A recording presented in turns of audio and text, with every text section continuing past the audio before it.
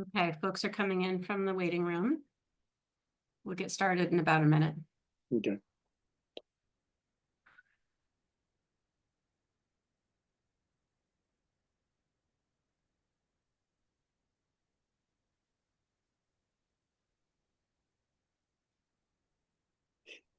Hi, everyone. Welcome.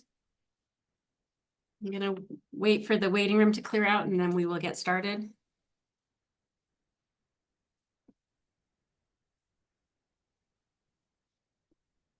Okay, that looks good.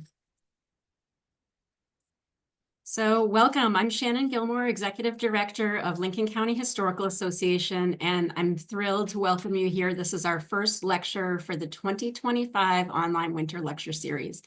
We are so excited that we have this remote format because we can share tonight's talk with over 200 participants, both live and via the recording. Right now, there's almost 100 people. 98 people here on the Zoom right now. I will send out a recording within a week to everybody who registered. Before we begin,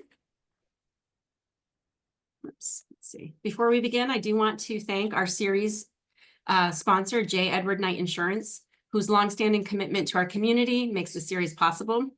We're also grateful to all of you who made a donation. Your support, big or small, directly helps us to continue offering free programming for tonight's event. This is the first of several exciting lectures this year.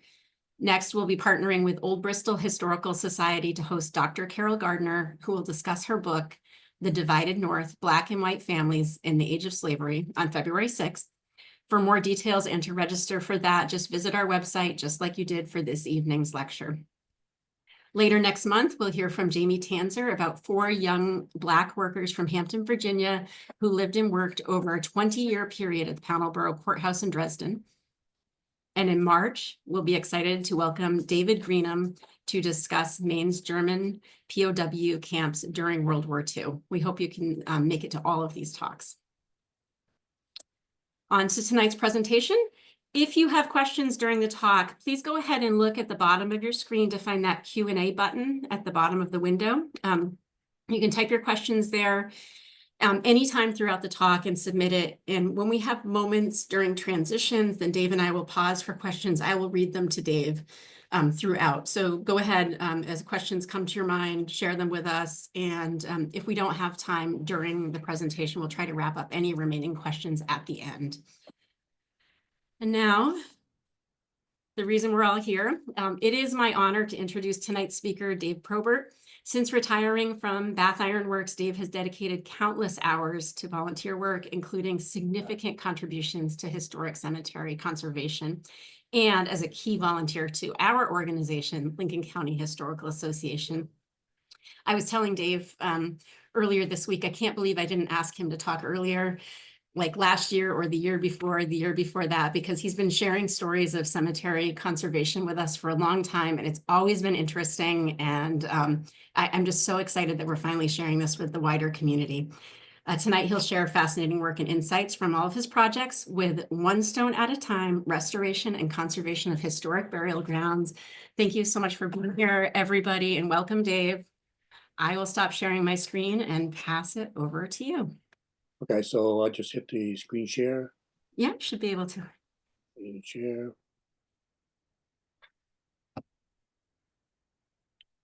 And full screen. Perfect. So you seeing that? Yep, that's perfect. Okay. Well, thank you everybody for joining in.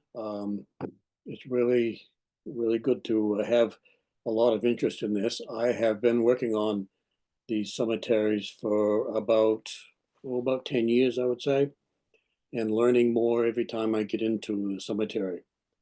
I first originally started at the old courthouse cemetery and realized, because we'd had a harvester in there and we got 9 trees that were taken out of the cemetery that were threatening to destroy the stones and the stone walls and so on. And at that time, I decided that I would like to try to do some repair on that cemetery, and quickly realized that I didn't know exactly what to do or what the best way to conserve these stones. At which point, the next spring, I signed up for a weekend workshop through the Maine Old Cemetery Association and learned an amazing amount of lessons to do for creating or conserving the headstones in cemeteries. And from there, I have, got a collection of tools and mortars and so on to do the epoxies and to do the repairs and conserving these cemeteries. So the cover sheet that I have here, excuse me, the cover sheet I have here is of Elijah Blair, which is in a cemetery that I had conserved. And when I got to this cemetery, Elijah's headstone had been hit by a tree the year before I got there, and it broke his stone into about 8 different pieces. And we will see later on down the slides of what they look like now. But this is what is very typical, you can see, to going into a cemetery. I work along with the Dresden Historical Society. They have created actually and located 52 of the ancient cemeteries that are here in town, here in Dresden. And they basically wanted to know about, when they went to the select board to find out if they could get some repairs done on these cemeteries. And I volunteered to work and repair these cemeteries if they would supply the materials, like the mortars and the epoxies and that type of thing for the cemeteries. And I would do that free of charge. I give my labor free of charge. One of the biggest things that gets involved is getting to the cemetery. I have 2 trailers. One is a covered trailer of my tools. Another is a small trailer that I use for gravel that I use for fill underneath the stone so that they don't get heaved with frost so much. But anyway, get back to this list. So there's we split this up into two screens because there was 52 of them. And so I have done about 14 of these cemeteries. Some of these cemeteries are actually in good enough shape so they don't need to be, not on my radar screen right off quick. So a lot of them are in pretty good shape. We had to turn this slide over sideways so it fit on the screen, but you can see the red line. This is the town of Dresden town line, the red line that's around there. And each one of these cemeteries have a number on them, which corresponds with the matrix that we was just looking at a minute ago, and approximate location. 90% of these cemeteries are on private land, which we need to talk to the landowners in order to get permission to work on that cemetery on their land. A lot of the time, these cemeteries are in the woods, which means if I want to get my trailers near them, we have quite a lot of work to do to get to the cemetery itself so that I can get my tools somewhere near where the cemetery is.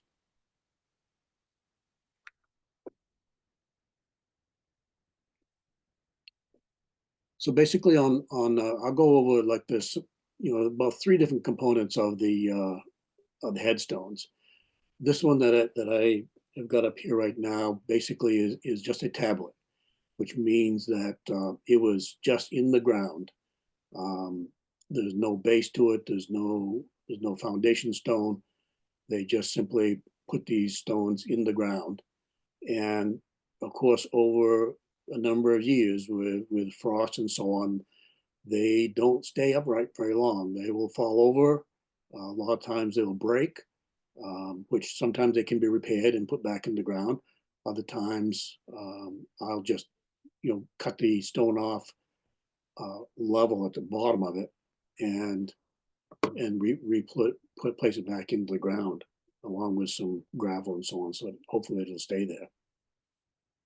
One of the bigger objects, you can see some trees in the cemetery here. A lot of the times, if I find that the trees are going to be threatening the stones, I will, with permission from the landowner, I will get these trees out of there so that they don't you know, I hate doing all this work and then have the trees just threatening the stones, and 2, 3 years later fall down on the stones and break them again. The one interesting thing about this stone on the picture on the right-hand side, I don't know if you can see it or not, but it actually has the name of the person that did the stone. This is a G. Poulin, I believe it is, from Augusta, and he had several stones that I've worked on. Most of the stones that I work on are not labeled as who created the stones, which is very interesting just to find out where they come from and who did them. Going down, this is a tablet that's in a granite foundation on the bottom here, and a lot of times what will happen is these stones will be below grade, and they will get heaved with frost, and which in turn throws a stone off sideways or forward or aft, and they will get broken or just lay over. And then a lot of times, if they aren't recovered, they will get covered over the debris and they'll be lost and forgotten. Many cemeteries I have gone into with a data of how many people have been buried there. And many times I have found more stones than what we have recorded as far as who's in this cemetery, which actually is very pleasing to do. I love recovering these stones. I love repairing these stones. It's very gratifying to do this work. It is a lot of work. It's a lot of hard work, and a lot of people have helped me out, which I have listed later on down in this presentation. But we just try to get these stones put back up and with a knowledge of who's there. I try to find out whoever's in this cemetery. I try to find out a little data about them because I like to, you know, maybe get a feeling of what they did for the town of Dresden or for the area. And it is very interesting. I'll hit on a couple of stories of history here in a few minutes, but it's just very interesting to find out who it is I'm working on.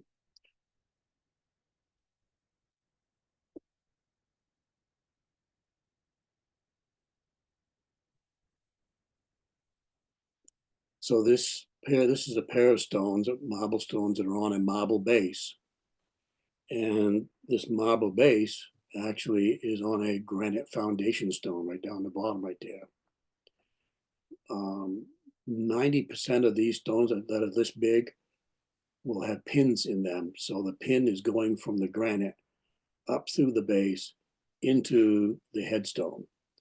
These headstones actually were in really good shape.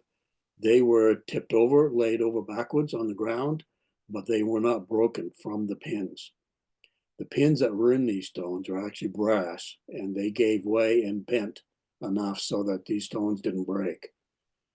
A lot of the stones will have steel pins in them, and we'll see some pictures of those in a few minutes. But the steel pins going up into marble will rust and expand and will blow the corners right out of these stones. So we've had just a tablet.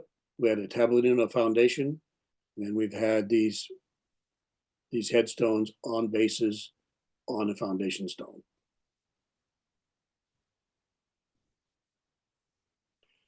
So this is one of my first attempts at the old cemetery, the courthouse cemetery, and this stone was laid down. This stone was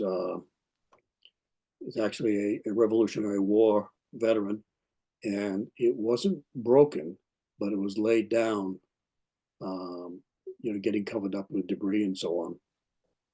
So this is a fancy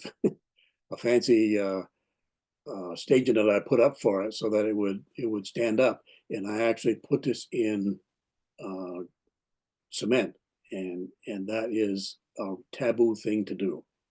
I do not do that anymore. I'll face up to it. Because what happens is that cement is non-giving, and it will, if this stone gets hit, it will break that stone. The cement won't give. So in finding that out, that's when I decided to take a workshop at the Maine Old Cemetery Association and learn how to do this the correct way. So the correct way is to, if there is a foundation stone here, is to get that foundation stone cleaned out and set this stone in a soft mortar so that if it does get hit or wants to tip over, you will break that mortar off rather than breaking the stone. Do we have any questions that we want to go over, Shannon? We do, Dave. They're coming in fast and furious. I'll try to consolidate because there's some kind of similar questions coming up. There seems to be a few people who want to know about getting permission, whether they're privately owned lands or lands owned by the town. And then along with that, have you ever run into landowners or people who didn't want you to be on that property? And what was your experience with that? Yep. The definite thing, you definitely want to get permission from the landowner. Like I said, 90% of these cemeteries that we have in town are on private land. We do have some that are on the Greenpoint Wildlife Management Area. There's actually 3 cemeteries on that area, and the state was by all means wanting me to repair these cemeteries. And as far as approaching people, I had people come to me and want me to come to on their land to repair and look at these cemeteries. So I have yet to knock on somebody's door and ask if I can go look at the cemetery. They always find my information. Go to the town office and they get my information and give me a call, and they're more than welcome to have me there and to recover these cemeteries. Most of the cemeteries that I do are basically family plots, and they may be anywhere from 1 headstone there may be up to 30 headstones there. But Wow. most of them are medium size, for anywhere from 7 to 10 stones. Okay, thank you. That you wouldn't believe how many questions there are. Okay, a couple people, I remember I asked you this question too, but a couple people wanted to go back to that first sheet where you had a column where you listed things as true or false, and a few people would like to know what Yeah, that the true or false, actually, this spreadsheet was made out for you can see that, was it a veteran or not? Most of these are false, but you can see where it says true, yes, it was a veteran. So we try to keep track of that because we actually put flags out on all the veterans' graves in the springtime. All right, and I remember I asked you that too, so I'm not surprised to see other people were curious. Okay, so another one that I think really gets right back to the very beginning, and I think you started to touch on this, but one person is wondering what really was the motivation that led to your passion for this particular type of work. The basic thing is that it was so gratifying being able to repair a stone and know that it's going to last maybe another few decades beyond me, and that people can use this stone for genealogy requests, or to find out where their families were, or any historic value that may be there. It's just very pleasing to be able to repair and clean a stone and reset it.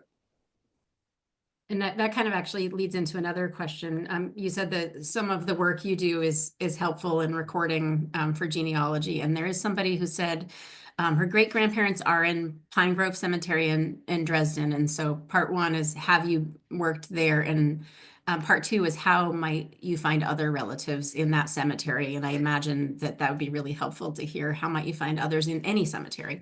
Well, Pine Grove Cemetery is up on the Blinn Hill Road, and Nancy Call has been working in that cemetery for a few years now.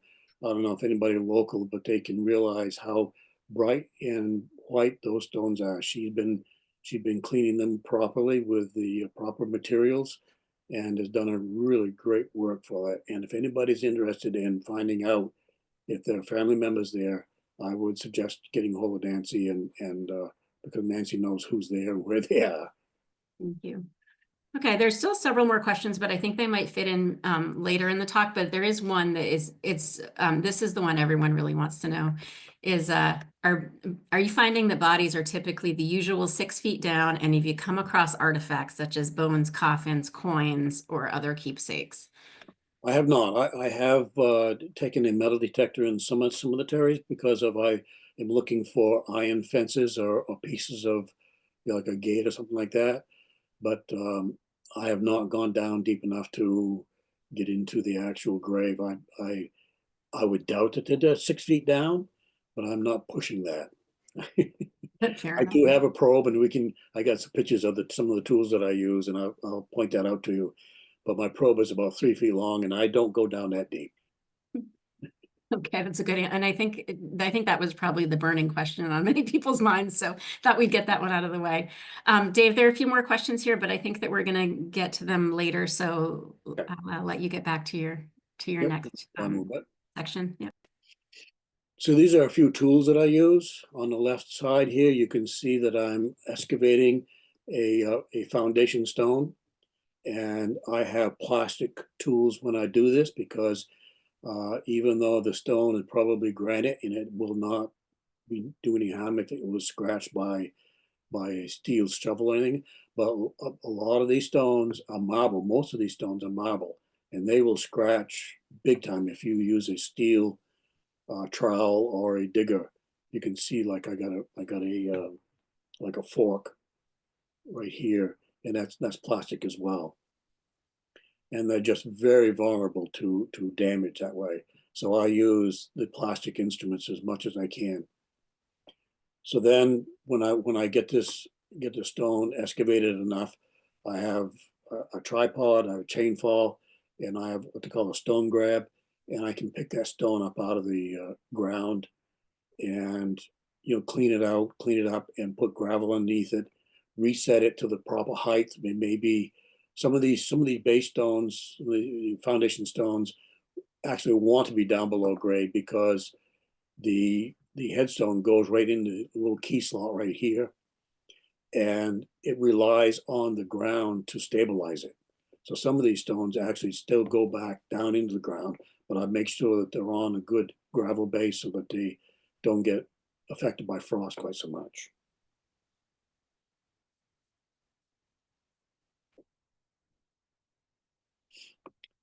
This is a picture of Elijah's stone after I got it completed. This is the stone that was on the cover sheet. And the foundation stone that he had wasn't even visible. It was just down below grade.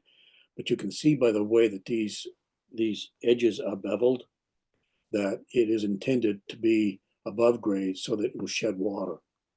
So I put this whole stone together. You can see lines where it had been broken off. This stone was in about 8 pieces, and then placed it onto this foundation stone with soft mortar, so that if it gets hit again, hopefully it'll break the mortar out rather than breaking the stone. The stone is not in all that great a shape. You can see how the lettering is deteriorated. So on the screen on the left are some of the materials that we use. We use a product called D2, which is a biological solution, and it does no harm to plants, but it will take care of lichen and mold and staining, a lot of the staining that's on these stones. And we use a soft nylon brush. We use a wooden pick to get debris out from the lettering. This is a stainless brush, but we don't use that on the stones. We'll use that on like a piece of granite if we want to clean that up. And again, this is a plastic trowel. I can't emphasize enough that you need to use plastic tools on these stones because they just will scratch so easily. Along with, this is just like a cleaning product, but along with that, I have mortars and epoxies that I use to put these stones together.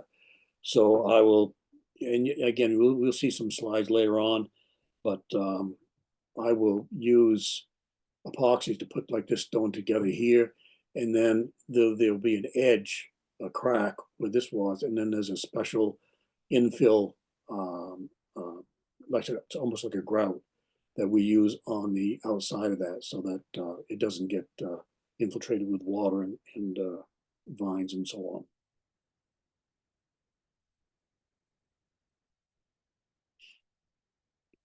This is an example of this is a zinc monument that's on the left, and this cemetery is actually really near to my house. It's within walking distance of my house, but it got really a lot of damage by the pine trees that are around it. I have taken down several of these pine trees that were most threatening. Some of the pine trees that are left are beyond my ability of taking them down. Most of them are not going to threaten the cemetery again. But you can see this stone is right here. It broke into 12 different pieces. And this particular stone is the main person. You know, he was like the father of the family that have been buried here. And you can see as I begin to put it together, you can see right over here is this is at the base of his stone, and it's in the foundation stone that's buried here. So then what I do is I'll just build it from there on up. That's why I got these boards on the side, put pieces, dabs of epoxy on these, and put these pieces in here. I lay these pieces out on a pallet so that A, I can assemble them, so know that what pieces I have, and B, I can get them cleaned up before I assemble them, so that there's no debris, no vine, no dirt in there, so that they will go back together correctly. This is that same stone. So this is where I've got him laid out on a pallet to see if there's any pieces that I'm missing. And there are some, like a piece right in the middle here. I had to infill with that. And the stones, the marble stones will actually move as they age. And so they won't fit back together perfectly because they actually do move. So this is when we use this product called Lithomax, and we'll infill these cracks with that. It's almost like a grout, and it'll infill very well. You can see this is the stone that's getting put together. This is prior to my filling it in.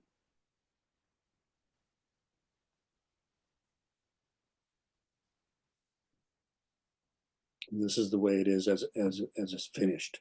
You can see all the different pieces that I had to put together here. And actually, on the face of it, it came out pretty well. You can see there's a crack. It went right across the lettering, because that's one of the weakest spots of a stone is where the lettering is. And I had to work that lithomax, that mortar in here, and get that lettering so it's pronounced again. But that'll last quite a few years from now. I won't have to worry about it.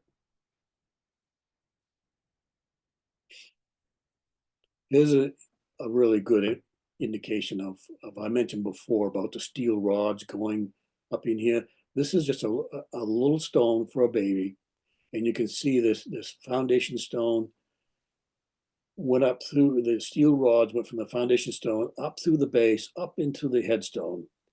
And again, when the marble actually is lime. It's old lime actually that has been heated and compressed enough to solidify, and that's when it became marble. But these steel rods will rust and expand, and they will blow these stones right apart. What has to happen is I take that all apart, lay it down, and some of the times I have to actually use a coring bit to go up through these bases and into the headstone when they're laid down, and get that steel out of there, because I do not want the steel left in there. So when I put it back together, particularly a stone of this size, I will not put the steel back in there. I won't put any pins in there whatsoever, because that stone is not big enough to blow over or anything. And if it got hit by a branch or somebody fell into it or whatever, let it break off, because this stone is onto the base with that soft mortar right there. The base is onto the foundation stone with soft mortar, and these things will separate before they'll break the stones again. But by before and after these it's a pretty good display of what we can do with these stones. Any other questions you want to get into, Shannon? Dave, there are so many questions. Relevant to something you were talking about a moment ago, one person had said they have tried to clean a family gravestone with the D2 solution and it failed. Do you have any suggestions for them? First off, if the stone is in really bad condition, I use D2 100%. I've also used D2 by I'll cut it with water like 50% and had good luck with it.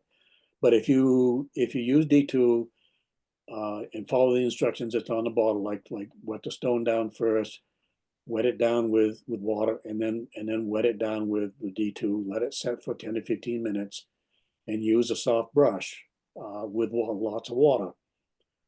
Typically, after a couple of months, you'll be surprised at how this brightens up, and it comes amazingly nice. So be patient with it. And that doesn't do any harm, the D2 solution? No, it doesn't. You know, we don't want to use bleach. We don't want to use power sprayers. We don't want to use like a wire brush. You know, the MOCA, the Maine Cemetery Association, doesn't even want people to like put a piece of paper and do a rubbing on these stones, because some of them are so fragile that they will break if you put pressure against them. All right, here's another relevant question. So how long did it take you to repair that 12-piece stone you showed us a moment ago? Hour-wise, I probably got 10 hours in it, I would say. And you can't do it all at once. You have to do a little bit at a time and let, for instance, if you're putting epoxy in there, you have to let the epoxy set up before you take the boards off in it. And again, the mortar, you have to let the mortar set up. So, days getting it done, but hour-wise, it was probably 10 hours on that one stone. Oh, okay. Let's see. Okay, what do you do if you're missing a piece when you go to put a stone like that back together? I go down to Walmart and buy one. No, In I the, will try to. in the gravestone. I actually have pieces that have been missed, and I will either fill that in with epoxy, or and I'll color the epoxy, try to make it the same color as the stones, or I'll fill it in with some more rugged grout that we have that it'll stand up to more pressure. And the grout, this one of the baby, you can actually see some of the grout that's right there by November, because you look over on the left side, you can see November's broken, and some of that grout is right in there. And I had to do a lot of filling in right there. So that grout is more substantial than the grout I use for mounting. So this grout will stay here, a lot longer than the grout that I use for the foundations. Is the grout more porous than the stone? Yes, it is. You can see that it is more porous. Okay, so back to that epoxy. Do you use a particular kind of epoxy? Well, I go to the preservation websites and buy the epoxy made for monuments. I have used commercial epoxy on them, but it is so expensive that I will buy the epoxies that are made for the monuments, and I know that that's not going to be harmful because that's what it's made for. Okay. There's still a lot of questions that we might get back to at the end. Oh, here's one that I thought might be good to talk about now. Could you list the type of stone that you've encountered, and whether any of them are unusual? Yes, I feel very fortunate that the work that I do here in Dresden on these cemeteries, most of them are marble stones, and they're not very large, which means that I can actually handle them. I have worked on slate, and slate is very nice. I did one cemetery 2 years ago, It's a huge slate stone. It looked like it came out of the factory yesterday, and it was like 150 years old. And it was like that dark red ruby slate, and it was just in perfect condition. Slate will laminate, like on the top of the stone right here. Some of the slate will laminate and split. You can actually put that back together with epoxy and then fill that gap, so that water doesn't get down in there. But I've run into some granite, but very few on these ancient cemeteries. There's very little granite. They use the granite for the foundation stones mostly. I've very few headstones that I've had granite. Okay, let's see. You up for a couple more questions? Yep. Okay, what about any particular motifs that you have seen a lot of on the headstones? And specific question is saying, are you seeing willows, death heads, or other motifs that are common? Yeah, those, and it's funny because those are actually, you can look at a headstone and pretty much date it when it was made, um, by the motif, whether it's a willow, whether it's a skull and wings, an urn. They were like back in the late 1700s, early to 1800s, and there's like a few decades they changed these motifs. I don't have a whole lot of them in Dresden. I think they're really expensive to buy, and probably a lot of these families didn't have the money to buy those fancy stones. Some of them are, but most of them are not. They're mostly simple. Yeah, Okay, back to those broken stones. Do you ever have to add pins to keep them together, or is the epoxy generally sufficient? no, I use epoxy only. I, Okay. I have pinned some stones back together because they've been so big, but like the pins that I replace these steel ones with, I will use fiberglass rods. I buy those rods from the preservation company, and they're about 5/8 inches diameter, and they are very rough on the outside, which they will grab into the mortar very well and stay very well. But I do not put steel pins back in or brass or anything. I just use those fiberglass ones. So I would imagine the metal would cause some of the same problems that you've Right. encountered. And I was afraid that if it was, even if it was stainless, I think that would be more liable to break the stone again if it's pushed over than Mhm. the fiberglass would. Okay, I think one more question I think that seems we could cover right now, and then we'll go on to the next section of your talk if you're ready. But what about sealing the stones? Do you ever seal them? No, No. no, they've lasted 200 years the way they are, and as long as we keep them from getting hit from trees and so on. With that said, there is a lot of difference in the quality of the marble. There's been some stones that will be what they call sugaring, and it's almost impossible. I don't even, if I get a stone that's in that condition, I don't even try to clean it, or I'll just spray D2 on it and leave it. I don't brush it because it's just like pulverizing. Um, they'll crumble. I've had some Mhm. stones completely disappear because they just deteriorated so quickly. I think a lot of it is the quality of the marble that to begin with. Other stones are in beautiful condition, same age. Other marble stones are in beautiful condition. All right. As I'm looking through the questions, I think that maybe it's time to move on for now, and we'll Okay. try to save time for the rest later. Yep. So I told you earlier, I got a couple stories of history. On the left side here, I went into this cemetery in the springtime. You can still see the snow here. This is like a few years ago. And you can see the debris and so on beginning to cover up Isaac's headstone. And this is a large headstone. This is like 2 feet wide and about 4 or 5 inches thick and almost 5 feet tall and very, very heavy. So I came back and I did some research on Isaac, and come to find out, Isaac was a pretty important person in the town of Dresden. He was the third person that owned most taxes, owned the most land in Dresden.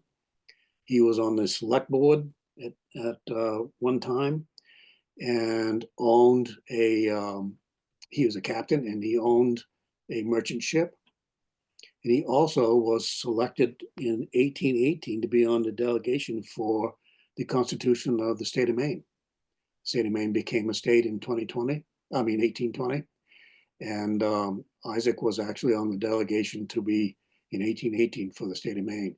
So here's this guy laying down on the ground, getting covered up with leaves. People walk over him and say, "Who is Isaac Lilly?" You know, and this is what gets my heart is they get so forgotten so easily. So then I stood him up and got him repaired and so on. And his wife shared the same foundation stone, and his wife Elizabeth actually was the daughter. Elizabeth Johnson came from the courthouse. She was born and raised at the courthouse, and she married Captain Isaac, and you can see how much history there is between these families in these cemeteries. Because the first stone that I showed you when I knew that I was making a mistake, that was her father that I was working on. You know, the connection that we can make with these stones is just incredible. On the left side, you can see Isaac laying on the ground still right there. And you can see Elizabeth's stone was being cracked by the steel rods. Get in here a little closer. You can see where the steel rods came up in here. These two stones were really a lot of work trying to get those steel rods out of there.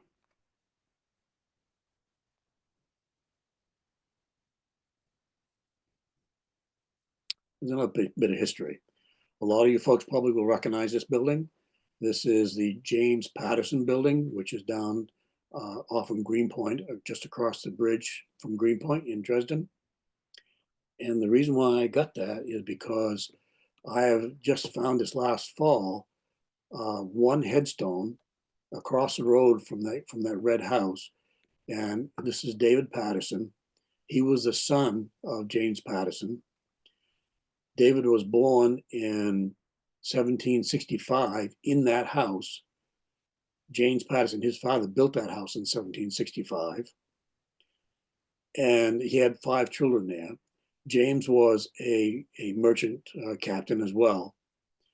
And December 4th in 1768, he was coming from Boston with his ship and 12 citizens from Pownborough, Pownborough was the name of the area at the time. It wasn't Dresden yet. There were 12 citizens from Dresden on his ship on December 4th, bringing supplies back for the winter, you know, like sugar and flour and cornmeal and such. And they got into such a storm that he got blown off course and missed the mouth of the Kennebec completely and got blown down toward beyond Pemaquid and wrecked on an island down there, which they call it Wreck Island.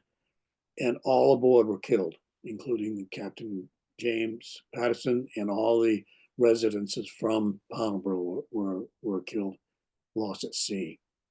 All the material was lost. Some of the residents down in the Friendship and Pemaquid area did recover some of the items, some of the wood that was from the ship, and there was only one chest that they found, and that was James Patterson's chest, because he had a chest that was reinforced with steel bands, thinking maybe someday, you know, that might be a good thing.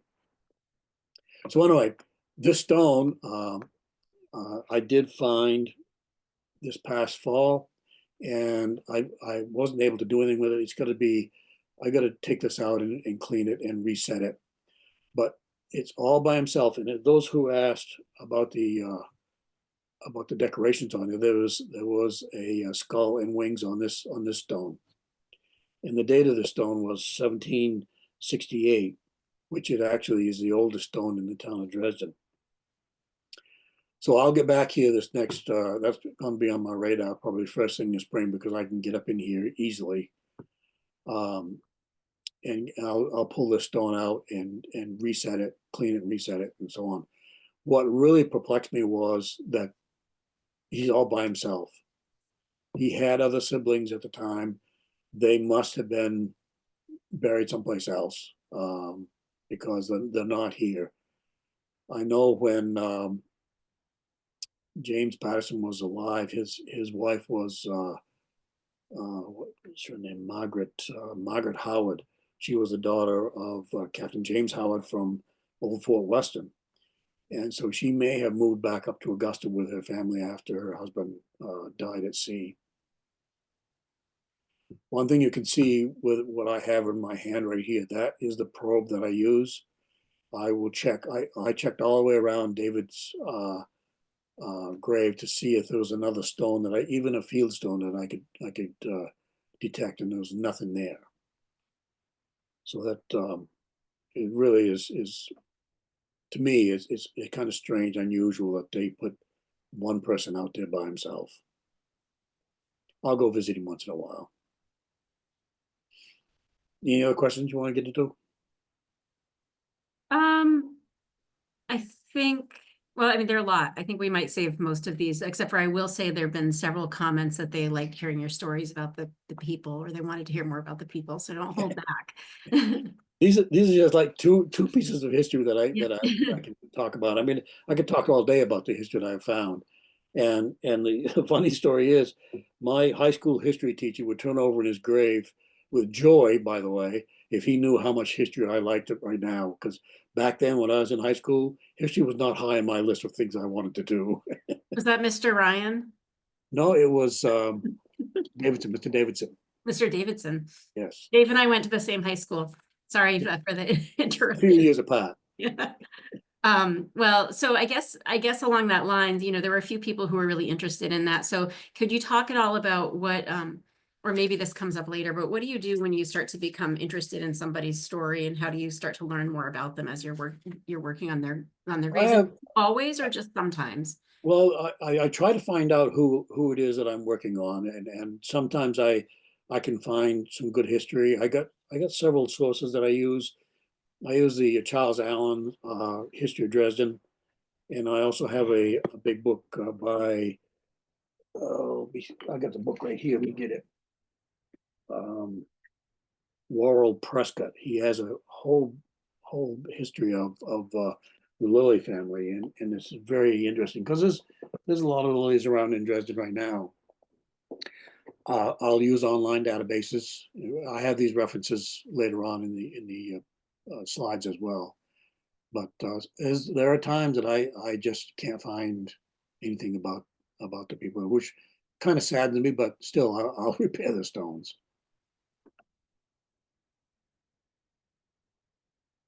So we move on. I think so. And I think, again, there are a lot of questions coming in, and folks, don't hesitate to keep asking questions. We'll try to fit in as many as we have time for. Okay. Nope, that's it. Oh, good. Okay, great. I thought you still had another section. Are you ready for a whole bunch of questions? Oh, wait a minute. There's my references right there. I don't know why I missed that. Huh, there they are. Yeah. So I use books and websites to document the individual cemeteries, the history of Dresden, Charles Allen. This is a genealogy and biological record of concerning Mahatable Reed Lilly and George Lilly by Laurel Prescott. Find a Grave is a beautiful website that is keeps track of the people and genealogy. If you are interested in that, whenever I get done a cemetery, I will put all this information into Find a Grave. So Dresden, if you just search Find a Grave for the town of Dresden in Lincoln County, you will see all the cemeteries that are listed there. Some of the cemeteries I haven't done yet, but the ones that I have done, I've got pictures and any information that I have in that website, which is a great database to go to. Family Search is done by the Church of Jesus Christ and Latter-day Saints. A lot of information there. WikiTree is a good one. Maine Old Cemetery Association is another good one. Atlas Preservation, that's the one that I buy materials from. And Limeworks Supply, also I buy material from. And then, thank you for your time. Thank you so much. Yes, I did. Ramona. Wait, I think there's something under there we go. Acknowledgements. I wanted to acknowledge these people that have helped me out in yeah, in clearing out the cemeteries, or just helping me out with the stones and so on. Seems like I'm missing some slides yet. I did, yeah, there we go, right there. I did some before and after shots. There we go. Yeah, I thought there was still another section. Yeah. Yep. So this is the old courthouse cemetery. This is the way it was before we started taking the trees down from inside the cemetery. And then down the bottom is what it looks like now. This is the cemetery, David Reed Cemetery. This is one of the cemeteries on the Greenpoint Wildlife Management Area. Up the top is, as you can see, like very few headstones. But what was interesting about this cemetery was you can see this stone I got my cursor on right here actually was standing up, and there was 18 inches of dirt in this cemetery. You can see where it was up on this stone. So a lot of the, like the footstones and so on, were just buried. This stone right here is this is David Reed, and this is David's wife. Her stone was a foot below grade. It wasn't even there. And I was able to find these footstones, most of them. Some of them didn't have it. It originally did have this fencing around it, and this is what I recovered. That's the only fencing I could find. But you can see that there was a stone right there for the fencing. There was a cornerstone right there. There's another one right there that was used for the fencing.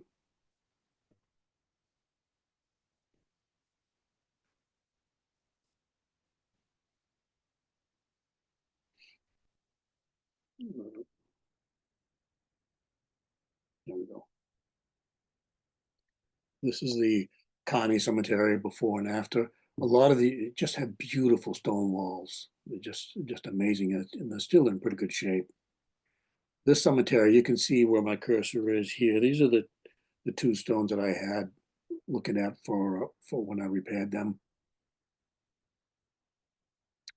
James Connie was his father was a veteran, and this is the reason why we get the flag there, and it's listed down below. This is actually James Connie's headstone, but it listed down below that his father, Mark Connie, uh, was a prisoner of war in the Lewisburg fort up in Cape Breton Island, and that's where he died.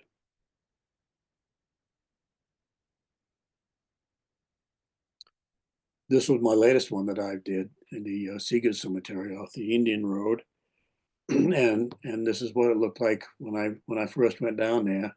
You can see that this stone was leaned up against a tree, and a tree was growing right over this stone. And they're so fragile. The marble is so fragile. If you hit it hard right there, it would break right in half. So I had to be really careful. I cut this knob off, and in order to release this stone out of there. And then I took that tree down because it was all ready to fall down. So that was one of, oh, sorry, I'm going out of line here.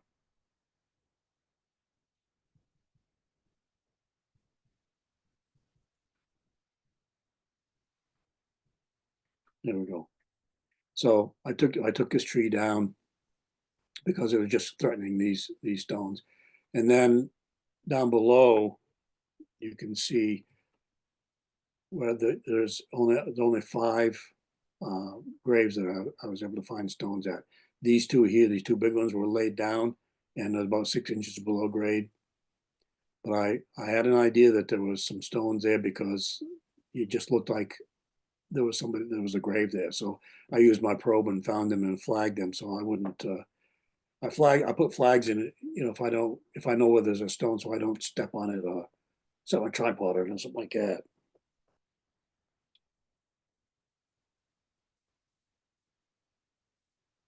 This is the Blanchard Cemetery. This is, you recognize this stone that's in back. That's the stone I had on my cover sheet.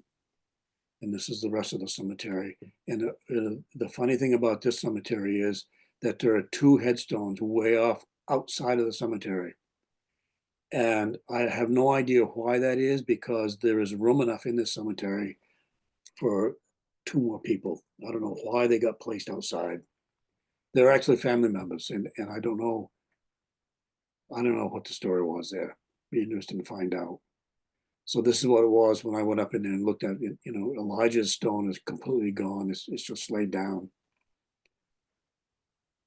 You can see a lot of stones in between here. This stone right here was completely below grade.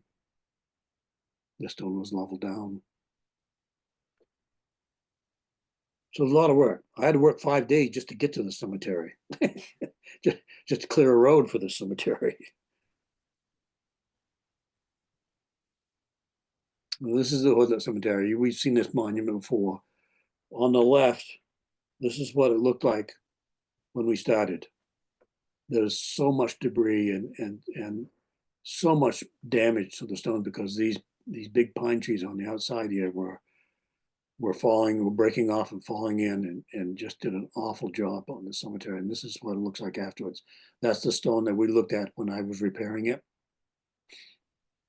And the monument itself, the urn was broken down, and the base was on the ground as well. This monument actually is a zinc monument, and I really like those because they just don't change. They just stay forever. And although it's very, very heavy, that urn that right there is about probably 3 feet tall, and it weighs about 300 pounds. That was really, really hard to get up there. But again, you know, beautiful stone walls and the beautiful cemeteries when you get them done. It's just amazing.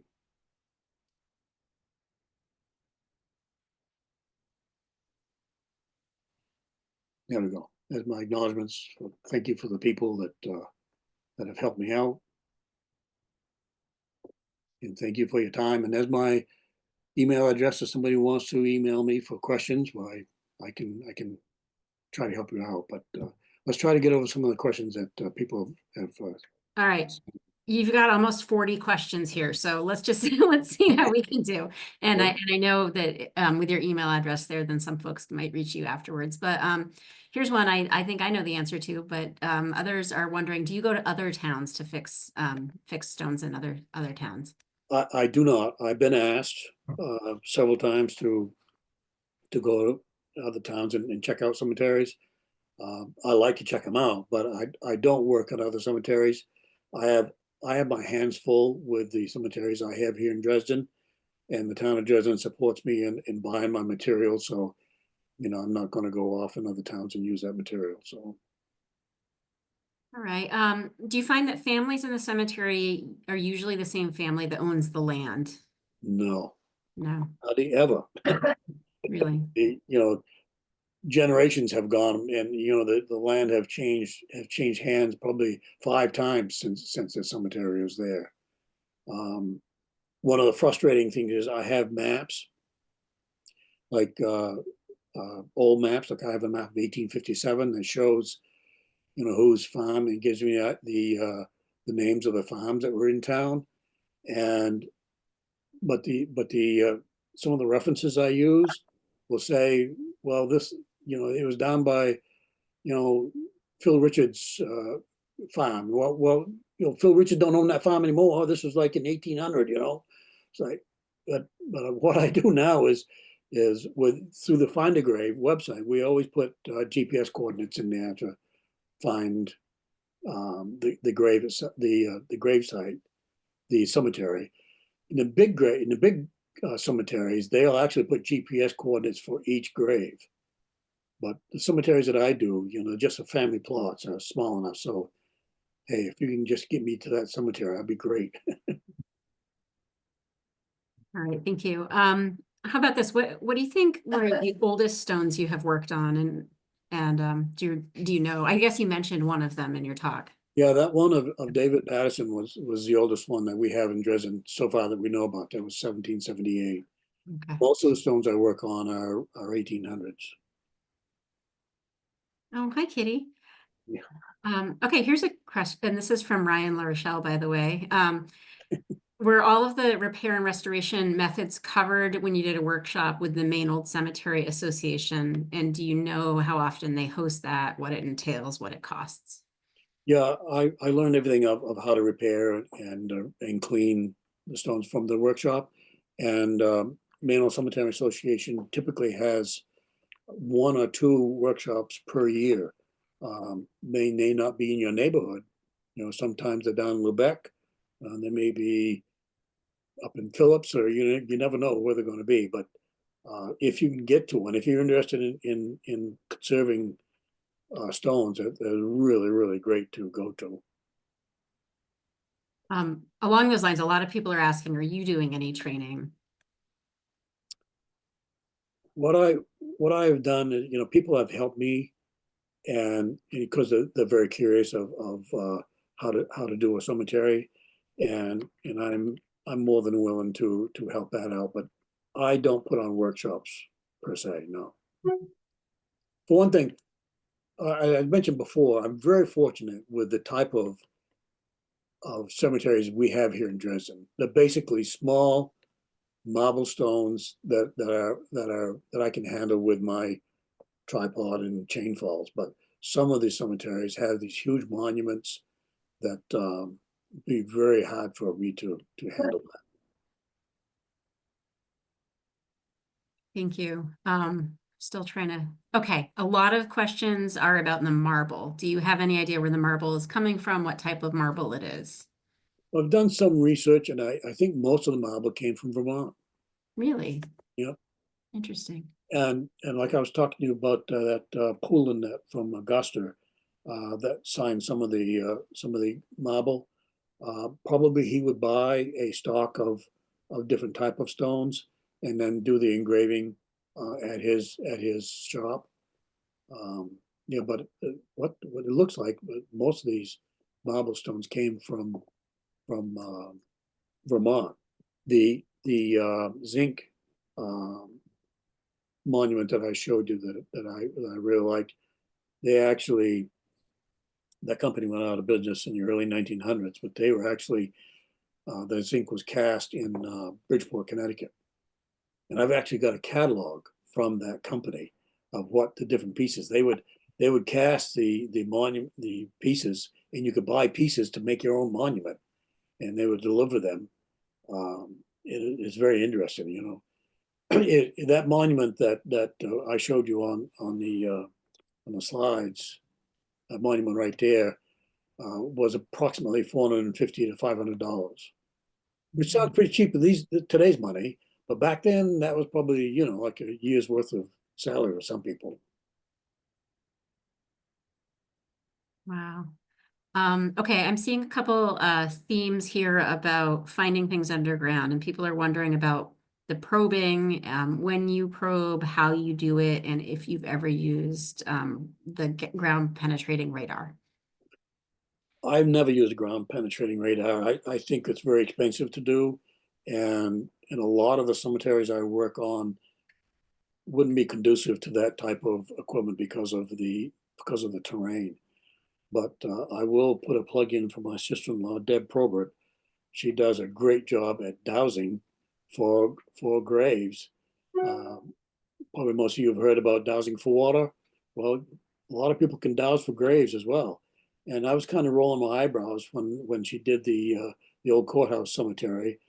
But I did some probing, and sure enough, I run into some field stones. Like the field stones are right vertical, but they were about 6 inches below grade. And she found that there were graves there. Not always, most of the time. Matter of fact, when she finds a grave, I can't find a stone. But there are times, about 10% of the time, I can find a stone when she says there's a grave there. But I do use that probe around. Like, for instance, this cemetery we're looking at right now.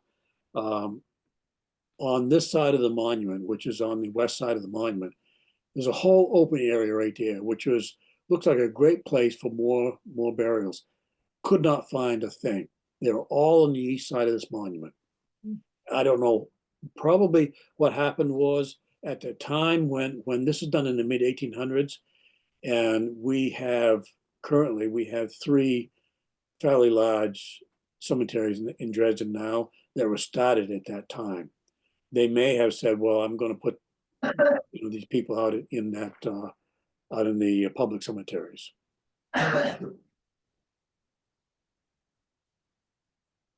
Okay, still scrolling through. We have a very inquisitive group, which is awesome. Okay, we got the questions about the marble. Okay, here's a great question from Michael. How are people able to experience these cemeteries, feel their presence, especially if they're on private land? A, you need to know that there is a cemetery there, but B, you need to get permission from the landowner to go to the cemetery. And unfortunately, a lot of these cemeteries are just in brush. There's one cemetery that I haven't worked on yet. There were 8 stones, and every one of them were below ground. We found them, but there were, because we knew that there were approximately 8 people buried there, but they were below grade, every one of them, and so that's something that needs to be worked on. All right, how about footstones? I've got 3 different questions about footstones. What do you know about them, and do they date to a particular era?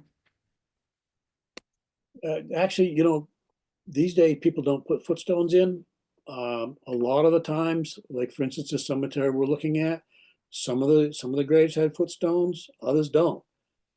Footstones have a way of walking off. That's funny because it's a footstone, but a lot of times, if a cemetery is being mowed, for instance, sometimes the landscapers will just put the footstones on by the stone walls, and I have found a lot of the footstones that were below grade, because I always hunt if I know there's a headstone there and find it, I will look for a footstone, but not always do I find them. I suspect there probably was one there at one time, but I don't always find them.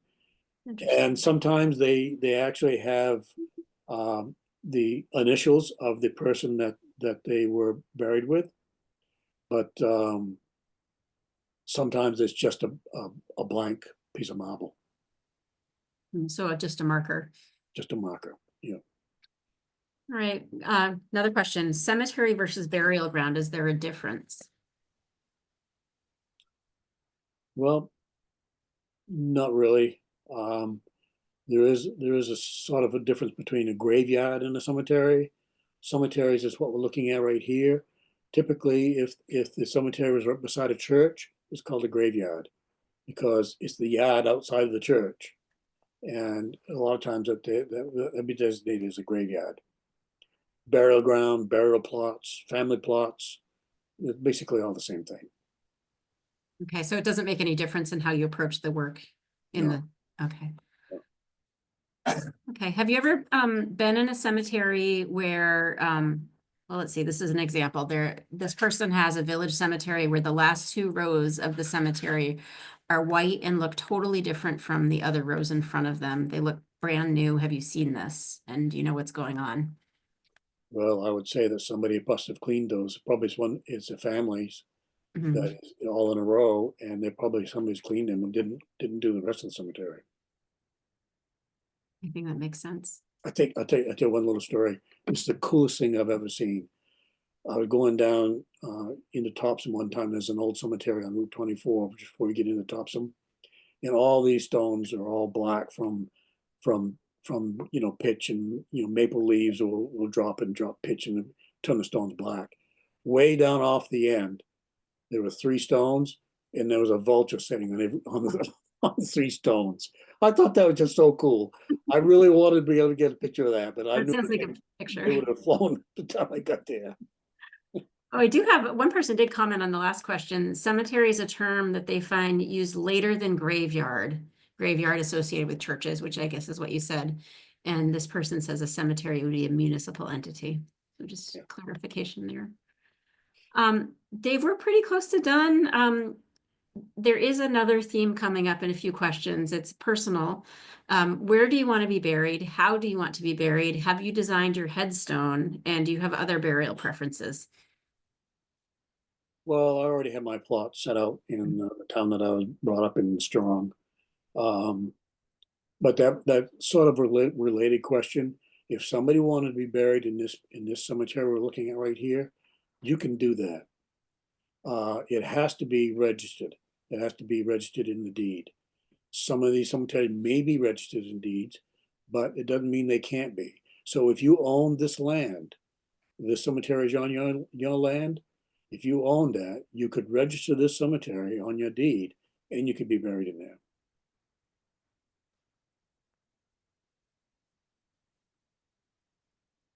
All right, a couple more questions here seem sort of more specific, and what I'll do is I'll get them to you to respond to folks afterwards. One more general question though is how many stones on average do you get through in a year?